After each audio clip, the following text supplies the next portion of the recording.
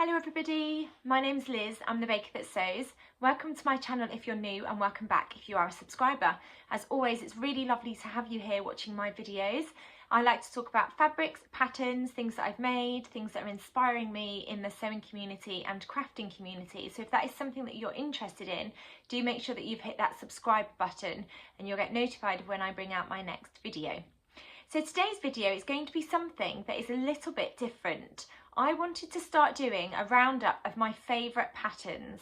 I've got a lot of patterns, I talk about it in all of my videos, they're behind me, and then I've got some drawers here that are full of PDF patterns too. And I thought it'd be really good for me and for you guys to hear what my top 5 patterns are. Now if you follow me on Instagram, you'll know that I make an awful lot of dresses. Dresses are my favourite patterns by far. But what I wanted to do today was share my top 5 blouse patterns, and there is a reason for that. There is a challenge over on Instagram at the moment. It's being run by The Cloth Edit and Dahlia Society, and it is Sewaprilblouse. There's a hashtag Sewaprilblouse, and we're being encouraged to sew up a blouse in the month of April and then share it with that hashtag. And there are some prizes. There's 3 prize bundles to be won. The competition runs from the 4th of April to the 1st of May. You just need to make sure that when you share your blouse, you make sure that you tag Cloth Edit and Dahlia Society, and then you also use the hashtag Sewaprilblouse to be in with a chance of winning one of the 3 prize bundles. And the winner will be announced on the 3rd of May. So that has prompted me to dig out some of my blouse patterns. As I've mentioned, I tend to go for dresses. I just feel a lot more comfortable in a dress.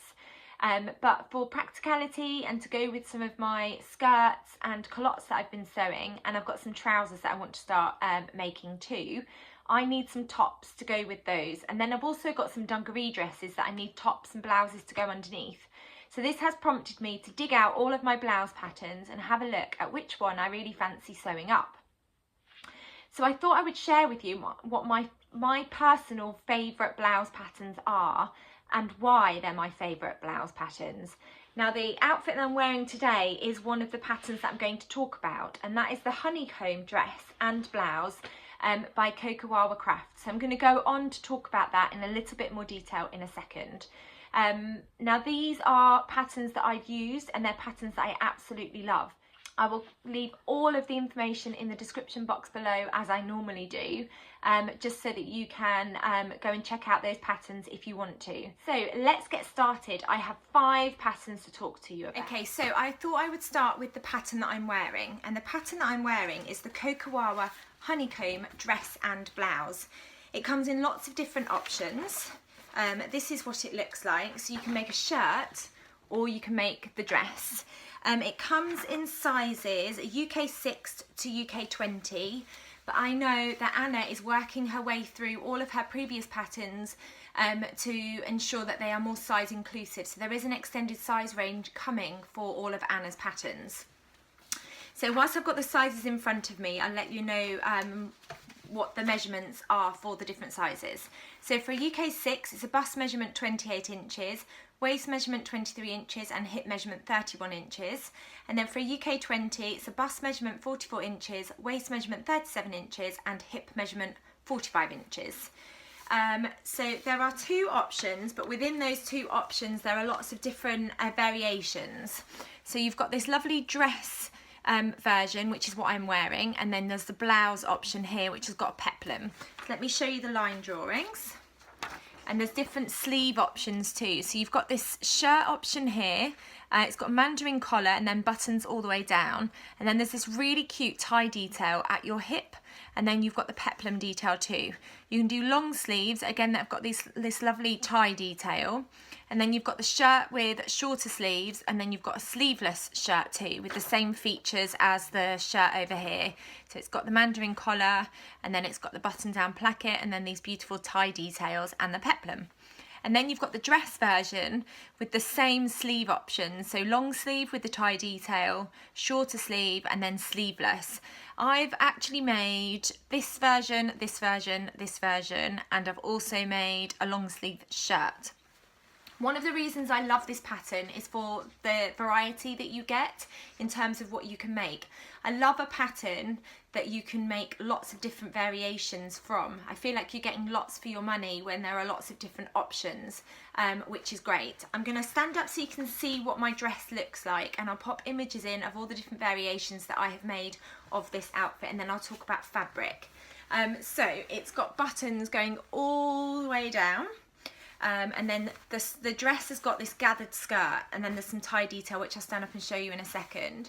So you've got these lovely panels coming all the way down, and that's how it's constructed, and that allows for hacking. So I have hacked it and added a ruffle running down this seam. You've got the same seam down the back, and you've got a yoke on the back as well, so when I turn around you can see what that looks like, and that gives a really neat finish on the inside of your garment. It's got the mandarin collar. And then this is the long sleeves. Now, instead of adding the ties to this, I've created a little elastic channel, which creates a little bit of poofiness in the sleeve. So this is the long sleeve version. And then you've got this gorgeous tie detail. So if I just undo the ties so you can see, these are the ties, and then you just fasten them, and it brings in the dress. So you can have it quite loose if you want, or you can bring it in, so it adds a little bit of shape to the dress. And it's got it on both sides, and that's the same for the shirt as well. You've got those tie details for the shirt. There is an option to have the tie detail on the sleeve, and I haven't ever chosen to do that. And the reason I haven't chosen to do that is because I worry about the tie detail getting stuck on a door, which has happened to me before, or you know, being dipped in paint or glue or the sink when I'm doing the washing up. So that's the only reason I haven't chosen to do the tie detail on the sleeves. I'll turn around so you can see what the back looks like too, and you've got this lovely yoke detail at the top, which gives a really neat finish on the inside too. And then if I stand up, you can see the skirt, and then the skirt stops at my knee, which is lovely. And then also it's got pockets, which I absolutely adore. I love anything that's got pockets too. So in terms of sewing this up, it was a really enjoyable sew. The pattern really holds your hand throughout. You've got really clear step-by-step instructions that hold your hand all the way through. And you use the burrito method for this shirt, which encloses the yoke. And again, it just really holds your hand all the way through, which is great. And I love the burrito method for giving a really neat finish. In terms of fabric recommendations for the honeycomb, for autumn and winter, Anna recommends medium weight fabrics like velvet, corduroy, needle cord or baby cord, tweed, fine wool and denim. And then for a spring summer, light to medium weight fabrics like a cotton, chambray, linen, light denim, viscose, rayon, double gauze and cotton lawn. You need matching thread and interfacing, and then you need some buttons to go down here, and then all your usual sort of things that you need when you're sewing. In terms of how much fabric you need to make the shirt or the dress, to make the shirt you need between 2.2 and 2.7 meters, dependent on whether you're including long sleeves or not.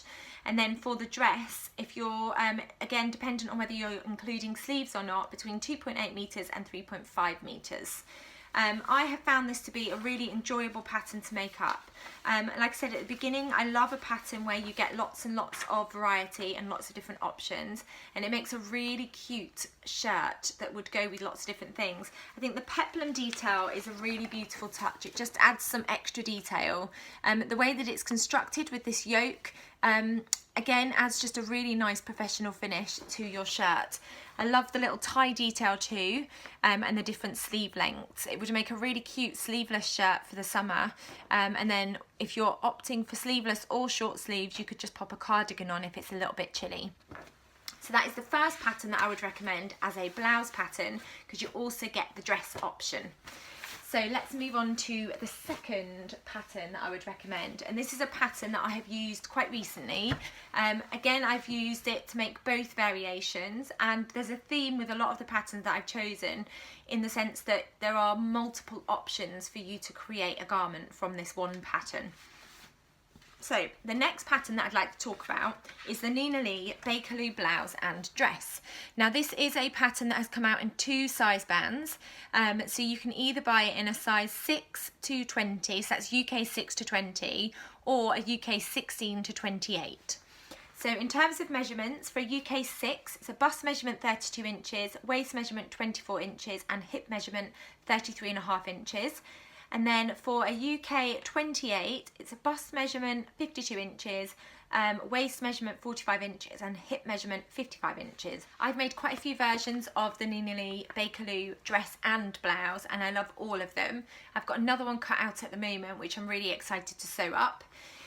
There are two different options for this pattern, so you can either sew up the dress or you can sew up the blouse, and then you've also got different sleeve length options too. So there's a long sleeve and then there's a shorter sleeve.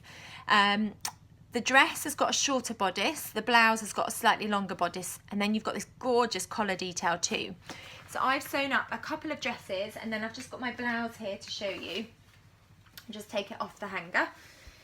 So I made it in this brushed cotton that I got from Rainbow Fabrics. So you've got this beautiful collar detail which has got a ruffle that goes all the way along, and you've got the same fabric on the underside of the collar, and then the collar goes all the way round the back of the blouse, which is a really beautiful feature. It finishes with a button at the top, and then you've got this rouleau fastening, and then you've got this keyhole opening too.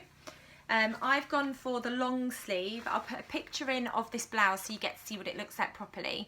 I really love the sleeve because you end up with this beautiful ruffle detail, and that's achieved by inserting some elastic, so you can see that's quite stretchy, and then it gathers up the end of your blouse, and then you've got a facing which finishes the inside of your sleeve. And I've opted for a contrast facing just for an extra pop of colour at the end of my sleeves, which I adore, and that matches the ruffle colour that I've gone for on my collar. This looks great either tucked in or out. It's a really versatile shirt. I've seen lots of people wear them with pinafores. Goes really well with culottes just tucked in. Goes really well with jeans as well. And it's just got some really beautiful features. So let me show you the line drawings in a bit more detail. So this is the front of the blouse. You've got bust darts, and then you've got this beautiful collar that goes round the back. And then the sleeves, you can't tell on that because it's not on, but the sleeves are quite voluminous, and then they gather into this elastic, which creates a bit of volume on your sleeve. So it's just an extra little bit of detail. You can turn it into a dress, which again I absolutely love. I love being able to use a pattern to not just make one garment but to make a few garments, and I really like that you get the different sleeve options too. I could see this as being a blouse that you could even make it sleeveless. You'd still get that beautiful collar detail that goes over, but I think it would look quite nice with that without the sleeve as well, and that would make it, I guess, a bit more suitable for the summer weather. There are lots of different options in terms of fabrics. So suitable fabrics, light to medium weight fabrics like a lawn, poplin, chambray, soft needle cord, taffeta, and any fabric with enough body to create the collar but not too much bulk to gather into the frill. You can also create a narrower frill if you wanted to. So my frill's quite pronounced on this blouse, but you can make that narrower, so if you didn't want that frill to be quite so pronounced. I've seen some beautiful versions where people have used lace instead of just a fabric, and you can also use the same fabric that you've used for your main shirt too. The neckline is finished with bias binding, so I've just got a contrast bias binding for this version, which is some bias binding that I got from the Specky Seamstress, and it just says made in 2021. And then you've got this rouleau loop at the back, which is finished with a button. So in terms of construction, it's fairly straightforward. The only fiddly bit is the rouleau fastening on the top, and then stitching on your button, but there's no zip. You don't need to do buttonholes or anything like that. So in terms of it being beginner friendly, I would say it is fairly beginner friendly. Nina's patterns are always really detailed too. So you've got lots and lots of drawings inside to help you along the way, and it's broken down into the different steps as well. It also gives you the finished garment measurements, and with the honeycomb you also get the finished garment measurements too, and I really like that. I think it really helps you when you're trying to work out what size you want to make. And then in terms of fabric requirements, how much fabric you need for the Bakerloo blouse, if you've got a wide fabric, then you need between 1.6 and 1.7 metres of fabric, and if you've got a narrow fabric, you need 2.7 metres. And then if you wanted to make the dress, you need between 3.1 metres if it's wide fabric, or 4 metres if you've got narrow fabric. So that is my second recommendation for a blouse pattern, and I have made the blouse and I absolutely adore it. So the next blouse pattern that I absolutely adore and I would recommend is by Friday Pattern Company, and it's the sagebrush top. You will have seen this all over Instagram. Everybody's absolutely loved it. There's some really cute details, and again I would say this is beginner friendly because there aren't any fiddly fastenings. The only fiddly aspect I think for this is inserting the elastic to the sleeves and adding the bias binding around the neck. I'll show you the line drawings, then I'll talk about some features of the pattern. So here are the line drawings. So it's got this gorgeous ruffle along the front, and you gather the front piece into the yoke and sandwich the ruffle between, so you get some of these sort of gathers, and then it's got these big voluminous sleeves. You've got bias binding to finish the neckline, and then the bias binding goes all the way around to the back, and that's how you fasten the top. It's got a front yoke and a back yoke, and then it's got a really deep hem, and then the sleeves are really voluminous and really puffy, and I absolutely love that, and they're gathered into some narrow elastic. They describe the sagebrush top as an elegant and easy to sew blouse that is a joy to make and wear, and it really is a joy to make. Friday Pattern Company instructions are amazing. They're broken down into the different steps, and you've got really good images to go along with the different stages of constructing your blouse, which I absolutely love. In terms of recommended fabrics, it's designed for woven fabrics. So some suggestions: cotton voile, rayon challis, linen that isn't too heavy, silk and cotton shirting. The simple style lines of the top mean that it will reflect the drape of your fabric. If you choose a more rigid fabric, it'll have more structure, and if you choose a drapey fabric, it will be more flowy. It's a versatile style, and it does look fantastic in lots of different fabrics. And I have made it in some really drapey fabrics, and then I've also made it in a cotton, which makes the sleeve detail quite pronounced. You also need some elastic for the sleeves. In terms of sizes, it comes in an extra small up to a 7X. So for an extra small, bust measurement 32 to 33 inches, waist measurement 24 to 25 inches, and then hip measurement 34 to 35 inches. And then a 7X is 59 to 60 inch bust, 52 to 53 inch waist, and then 62 to 63 inch hip. And then it also gives you the finished garment measurements too, which again I absolutely love with any pattern if you get the finished garment measurements. There are some really cute features on this top. I'll hold up mine that I have made. So the first one is made using a gingham, a pink gingham fabric. So you've got that gorgeous ruffle along the front, and then you've got these really poofy sleeves with the elastic here, and that just gathers in and it creates this lovely volume for the sleeve. And then you've got the bias binding that goes all the way around the neckline, and then you finish with a bit of bias binding that you extend around the back. Tie that up, and then you end up with this beautiful keyhole opening, which is really cute. And then you've got this front yoke piece, and then the ruffle is gathered into that, and then you've got the back yoke piece too. It has got quite a deep hem, and it's quite a long top. I have tended to shorten my top because I don't need it to be really long, and then just made a shorter hem, and that's more so that I can get it out of a metre of fabric. So in terms of how much fabric you need, if it's a narrow fabric, you need between 2.1 metres and 2.9 metres. And then if you've got a wide fabric, between 1.6 metres and 2.5 metres. I have managed to squeeze a top, a sagebrush top, out of a metre, just with a bit of pattern Tetris. And the main way that I've managed to do that is by, you can't even tell on here, cutting the ruffle as two pieces. You're supposed to cut it on the fold, but I've cut it as two pieces, so I've ended up with a seam line going down the centre, but because it's gathered into this beautiful ruffle, you can't see that. So there are ways around getting it out of less fabric than they recommend, and I have definitely been able to sew. I got this one out of a metre, and then I've got another one that I managed to sew out of a metre. This version, which I haven't shown you yet, is like a gauze fabric.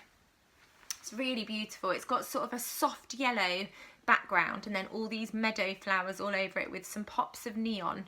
Again, I've just got the ruffle, which is beautiful, and then these really voluminous sleeves gathered into that elastic. And then we've got the hem here, and then the bias binding round the back, and then you just fasten that up and you get that beautiful keyhole detail. This was a really enjoyable sew. It's definitely something that a beginner sewist could tackle because the Friday Pattern Company instructions are just amazing. They really hold your hand every step of the way. So that's my third blouse pattern that I would recommend. Okay, on to my fourth blouse recommendation, and this is a pattern by I Am Patterns, and it's a pattern that I've made a couple of times, and I was initially inspired by the lovely Holly, who is Hol Stevens over on Instagram. When I went to the sewing weekender a couple of years ago, Holly was there and she's so lovely. I met her there for the first time. And she was sewing up this pattern, and the fabric choice and just the finished garment was absolutely beautiful, that when I got home I ordered the pattern straight away. So thank you for the inspiration, Holly. And I've made this a couple of times now, so I'm just going to show you. One thing to say about the patterns, I bought the paper pattern and you do have to trace it off. When you get the paper pattern, it's all overlapped, so you do have to trace it off, just in case you're someone that doesn't enjoy tracing off patterns. I don't mind doing it quite so much, especially now that my girls are getting old enough that I can start using the patterns I've got for myself for them. So here is the blouse pattern, the line drawing. So it's quite a straightforward pattern, quite similar actually in detail to the sagebrush in terms of how the sleeves are finished, because they're gathered into elastic. I would say this is a top that really suits quite delicate fabric or quite lightweight fabric. And this goes really nicely just with some jeans, and that's how I've worn mine. It's got this lovely sort of almost like a boat neck line. It's got this really lovely, almost like a boat neck neckline. It's got bust darts. It's quite a straightforward, fairly boxy fit. It's got a deep hem, sleeves that finish at the elbow, and then they're gathered into elastic. Now, in terms of sizes, it's quite limited in terms of the sizes. It comes in sizes 36 to 46. For a size 36, 32¼ inch bust measurement, 24½ inch waist measurement, and 34 5/8 hip measurement. The measurements are tiny, that's why I'm having to squint to read them. Up to a size 46, which is a 40 1/8 bust measurement, 32¼ inch waist measurement, and 42½ inch hip measurement. In terms of fabric recommendations, they recommend cotton, viscose crepe, thin denim, cotton poplin, and a double gauze. And I would say that you don't want a fabric that's too thick, because I think that would add quite a lot of bulk to the finished garment. They give you some information about preparation. In terms of the line drawings, it's exactly the same on the inside as it is on the front. That's what the line drawings look like. The instructions for I Am Patterns, or with this one particularly, I find they're quite basic. You do get instructions for each step, and you do get images for each step. But there's 6 steps. So cutting the fabric, preparing the neckline, sewing the sleeves, assembling the front and back, and then finishing, and that's it.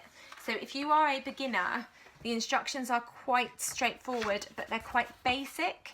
And you do get some images, but they don't go into as much detail as maybe someone like Anna from Cocowawa Crafts. I've got pages and pages of instructions. They don't quite hold your hand as much as the other companies that I've talked about already.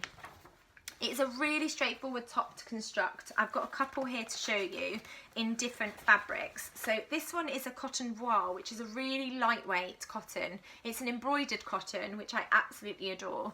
So you can see that neckline is quite a straight neckline, and then this does sit on your shoulder, and then the sleeves finish sort of on your elbow, and then you've got it gathered into this narrow elastic.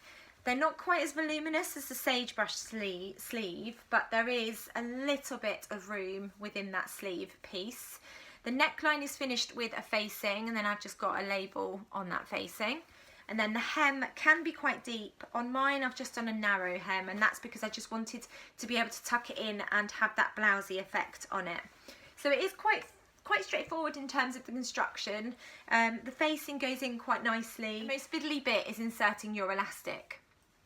So if you have tackled a couple of sewing projects and you sort of judge yourself to be, I guess, a confident beginner, I definitely say that you could have a go at doing this. Beginner could have a go at doing this too. It's just the instructions are quite simple. They don't necessarily hold your hand as much as other independent pattern companies do. So that's my first one.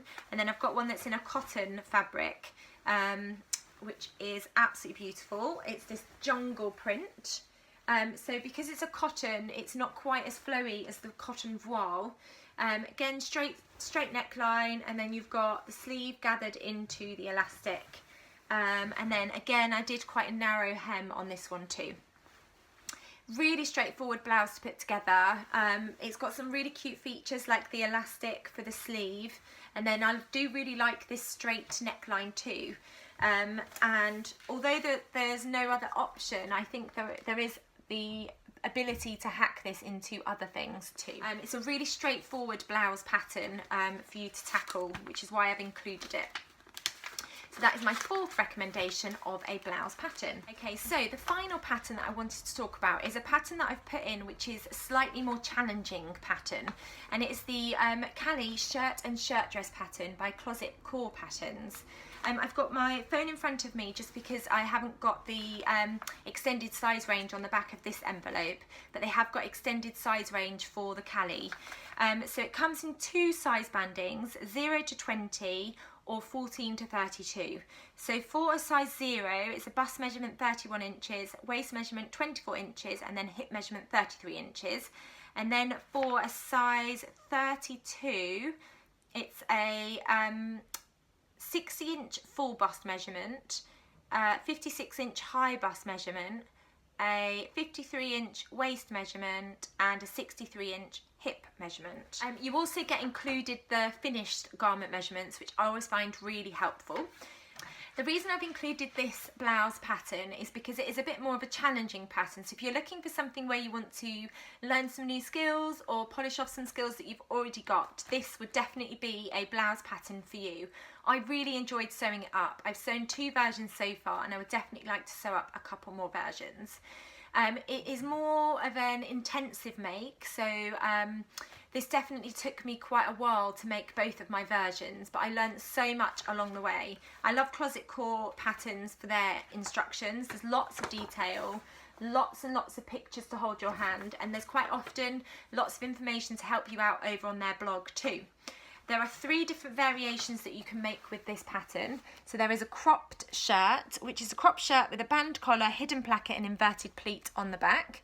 There's also View B, which is a tunic shirt with a standard collar, pop-over placket and box pleat. And then there's a shirt dress, which has a standard collar, standard placket and box pleat. With each of the different variations, you learn different skills, which I absolutely love. So I have sewn up View A, and I've also sewn up View B. And I'll pop my variations in, I'll pop some images in of me wearing them, but I have got one to show you in a second. In terms of fabric recommendations, they recommend light to medium weight wovens and shirtings like a poplin, chambray, tencel, linen, rayon challis, crepe de chine, voile and flannel.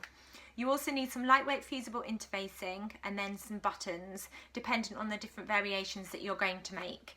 I learnt so much sewing this up, and it was such an enjoyable sew, and there are lots of different variations too.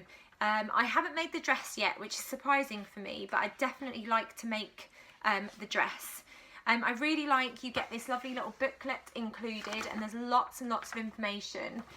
So you get details about the pattern, size charts and fabric requirements, which I'll go on to in a second, glossary. You also get the pattern piece inventory, and then the cutting diagrams for the different versions. So there's cutting diagrams for View A, B and C, and then there's the instructions, and there's pages of instructions, which is great, and it's broken down into all the different aspects. So I really love it when pattern companies do this, because if you've only got half an hour to sew, you can pick a section of that and know that you've got enough time to just sew that page, or enough time just to sew those 3 sections of the instructions. There are loads and loads of images, which I absolutely love. And it gives you lots and lots of information.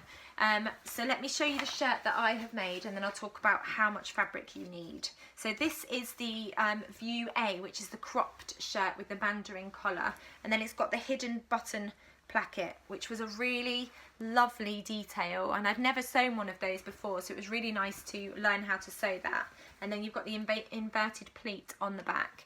It has got a yoke, and you enclose that using the burrito method, which is a really lovely method to use, and the instructions teach you how to do that. And then you've got this really lovely deep cuff detail on the sleeve. I love this version. I made it in a cotton, which made it really straightforward because cotton behaves itself. So in terms of learning all of those new methods like the hidden placket, and I already knew how to do the burrito method, but if it's something that's new to you, I would definitely recommend using a cotton because it behaves itself and it's not going to slip all over the place. I've worn this quite a few times. I absolutely love it. And then the other feature to say is it's got this lovely, not a dropped hem, what do you call it, a step, I don't know what you call it, but the back piece is lower than the front piece, and then it's got this really deep, was it a facing that you use? Yes, it is. It's got this gorgeous facing that you finish the bottom on, and it just again gives this really lovely, neat, professional finish. Like the facing is really deep on the bottom. Really, really enjoyable skill. Really, really enjoyable pattern. And it's a pattern that's going to teach you some new skills, but hold your hand all the way through.